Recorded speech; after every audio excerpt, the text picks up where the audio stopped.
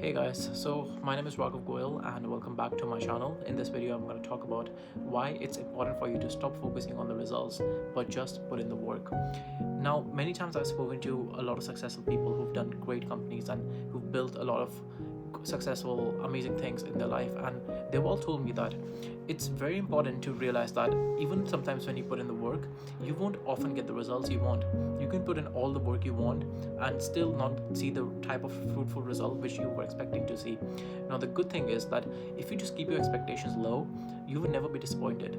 Now, whenever I approach my work, I know that this could go either two ways. Either it's going to give me everything which I want, then great, I just move on to the next thing. Or it's not going to give me everything I want. That means clearly I lack something and I need to improve on it, right? When I think of it that way, I'm not really attaching myself to the results anymore. I'm just focusing on the work I put in, because in the end, the results are not under your control. If, if for hypothetically, I'm applying for a lottery. Imagine if I buy 10,000 lottery tickets and the lottery ballot is about 50,000 tickets. I have a 1/5 chance of winning. Now, let's say I buy all the tickets, but about 49,999 tickets, and the one ticket which I don't buy is someone else's ticket, and that guy wins the lottery. You don't know like what are the chances these days. Like literally anything can happen in today's world. Anyone can be successful because the luck really matters. Your luck really matters in terms of being at the right place at the right time and knowing the right people. You need to know, you need to have that sort of luck. Now, the people who become successful multi-millionaires or billionaires, they didn't just work very hard. Of course they did work very hard, but they were also in the right rooms with the right connections, and they knew the right people, and they put in the work at the right time.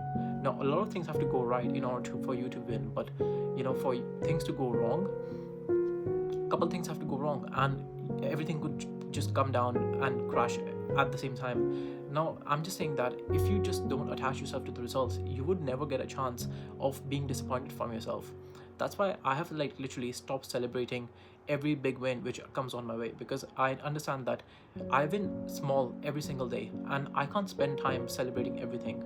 Of course, there's a huge pat on the back. Of course, there's a lot of things which I feel happy about, but I also know that I haven't put in enough work in order to get anything right now, and I haven't crushed any stones or climbed any mountains yet.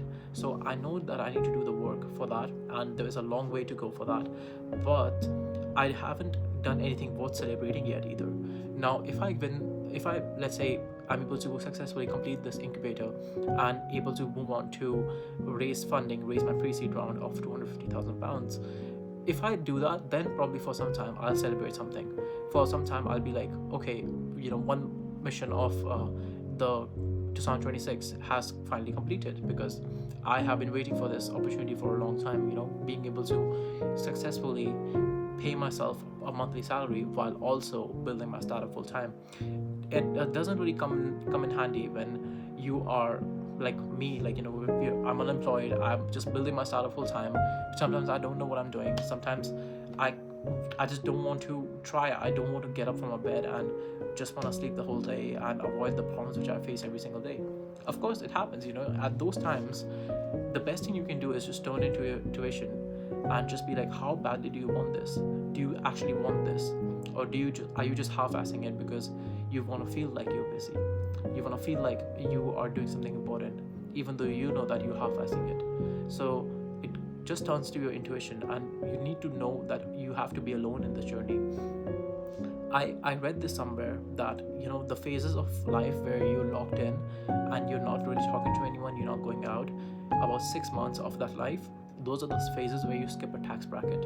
Those are the phases where you go so much further ahead of your friends, of your colleagues, of your ex-colleagues, of your ex-girlfriends, of your schoolmates, everyone. You leave everyone behind, because those 6 months are grueling. I'm in this journey for the past 4 months now, and I know what it's like. Until you actually go through something, it's so difficult to know and to internalize anything. until you actually go through something, until you lock yourself in a house for 6 months and just decide not to see anyone and just hit the gym and do your own work and not focus on anything else, and not seeing your family and all these things which are happening back home. You don't really care about it. You just care about your career and your goals. That those are the moments where you're going to leave everyone behind. You're going to do so much more because you don't have any distractions. You don't have anyone pulling you down. All the time you're just thinking about work. Of course you're going to win, right? In the end, things are going to happen. But what if it doesn't happen? What if it goes the wrong way? What if the things which you all signed up for the past 4 months didn't go the exact way it needed to go in the next 2 months? And what if, what are you going to do about it, right? Like, I can't attach myself to the result of the thing. Now, by the time, if I finish my incubator in March, and let's say I'm able to successfully raise a pre-seed round, that would be a win for me. But if things don't go exactly the way which I planned, and there's a bit of hip notch, and things go a bit wrong than what I originally planned, obviously I'm not going to cry. Obviously I'm not going to be feeling bad about myself, because I know that I can't attach myself to the results of the thing. I just have to be willing to put in the work and get up the next day and be a man and just show up to my work and just contribute as much as I can again. That's all I can do, right? Like, those are things I can control. It's my actions which I can control. I can't control anything else. So I hope that gave you like a good good example of why you need to focus on just your results and not anything else, because you can't control anything else. And if you expect disappointment, you will never be disappointed. So yeah, blame everything on yourself.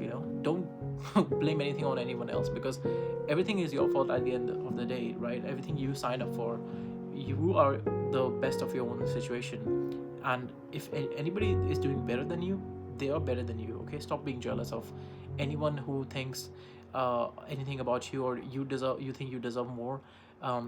Certainly these days I feel like I have a fear of missing out, of partying and maybe even making a lot of hundreds and hundreds of thousands of dollars, because I don't make that much amount of money. But there were people and influencers and all these great self-made self-help gurus in my age who were 20 years old, and they were making millions and millions of dollars every year. But I'm not making that money right now, and I don't think that it's a fault of my own actions. I know that for the past 3 years I was in university. I was wasting my time a lot of those times. I was traveling, I was busy doing my own thing. A lot of my university was a waste, a lot of it, but I still made the most of it which I could. And I know that I haven't put in the work which needs to be done in order to make millions and millions of dollars every year. So why would I blame myself, and why would I keep crying about the results when I know I haven't put in the work? Another thing which I want to talk about is, because being alone is hard, and for the past 4 months I have been pretty much a lot alone, or a lot lonelier than I have been for the past 20 years of my life. I can say that because my birthday is coming up on the 1st of February, I understand being alone is hard, and being on this journey when you are locked away for 6 months, imagine how much more further you can go ahead of all your colleagues and your peers and your friends, because you locked in for 6 months. I read this somewhere that in the 6 months when you're locked in and you don't see anyone, those are the moments and those are the months where you skip an entire tax bracket. You may not see the results instantly, but slowly when you are eventually down the line, those things which you did in those 6 months are going to come back at you, and they're going to help you and feel those results after maybe a year or two, but it's going to come back at you. And because you have put in the work, and you know how grueling it can be to be locked away from 6 months and not knowing what's going back home, and not knowing about your friends, not knowing about your family, not knowing about any of your relatives, and just focusing on your own thing. Those are the moments where you know that you'll be successful one day, because you tried something which other people are so afraid of trying. You actually did something which other people can never even dream of doing. No one can dream of being a digital nomad and trying things which other people are afraid of. But you don't do it for other people, right? You do it for your own self. You don't do it to just show others. You do it for your own good, because you know that this is right for you. You chose this life and you signed up for this. Now the results which come with it, and the poison which comes with it, is also yours. Both the good and the bad is yours, right? And in the end, I just want to say that if you are, truly feel like, you are not ahead of yourself, or you need some sort of guidance, I would say find a life coach. That's one recommendation which I got from one of my cousins recently, which is finding a life coach or a mentor, someone who's ahead of you, at least like 15 years ahead of you in the journey you're meant to be, or you want to be. It's very helpful. It's one of those things which everybody eventually does have. Even if when you have to pay for a life coach, you have to pay someone $15,000-$20,000 to have 3 to 4 sessions with them. Do it, I would say.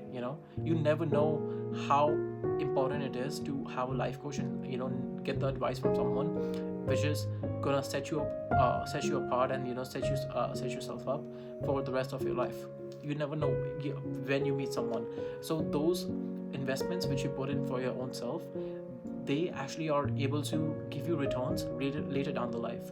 So it never really matters on how much money you spend on someone right now in terms of being your life coach. If they are 20 years ahead of you in your journey, on the path you're on, then that advice which they give you is invaluable. Those 20 years, easily you can make $20,000 easily, right? But they can save you $20 million. You never know like how much you're worth in about 20 years. So I would say just do it. Find a life coach, do like a really go for like a good trip, go alone, go solo traveling, do something bold, and talking about doing things boldly, I am about to show you something insane, which is my book, which is right here. If you can, sorry, that's my cover. Okay, yeah, that's my book, which is coming out soon, which is called Break Them Rules. It's gonna come out hopefully by the first week of February. Currently it's 19 January, so in about 2 to 3 weeks, hopefully it shows up on Amazon. So I'll put in a link in this description of this YouTube video. Thank you for listening, and I'll catch you guys in the next one. Peace.